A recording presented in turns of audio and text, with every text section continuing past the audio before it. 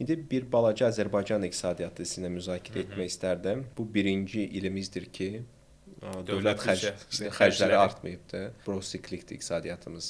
Daim olaraq dövlət xərcləri artanda iqtisadiyyatımız da artıbdır. Azalanda iqtisadiyyat da azalıbdır. Vergilər artıbdır. Artıb deyəndə möhlət hüququ bitibdir də.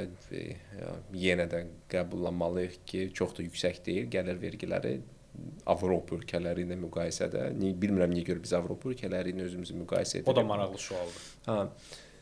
Sizin fikrinizcə və iqtisadi proqnoz cəmi 2,5% ÜDM artımı proqnozlaşdırıb. Mən həmişə deyirəm ki, vizualizasiya edəndə biraz ehtiyatlı olmaq lazımdır. Mənim həmişə arzum vardı ki, Azərbaycanın birinci dünya ölkəsi olsun. Və yeganə çatdığımız parametr bu da ÜDM-nin artım tempidir də birinci dünya ölkəsinə səviyyəsinə çatıb. İqtisadiyyatı anlamayanlar üçün düşünə bilərlər ki, bu yaxşıdır ki, Azərbaycan Almaniya qədər böyüyür. Amma reallıqda odur ki, inkişaf etmiş ölkələr daha az templərlə böyüdür. Çünki onlar 100-dülər və onların 2% böyüməsi 102 olur. Biz isə 1-ik və bizim 2% böyüməyimiz 1,02 olur da. Yəni ona görə inkişaf etməkdə olan ölkələr daha böyük templərlə, adətən 2 rəqəmli artım templəri ilə böyüməlidir. Yəni 10% üzərindən olmalıdır. Nəinki 2%, 3%.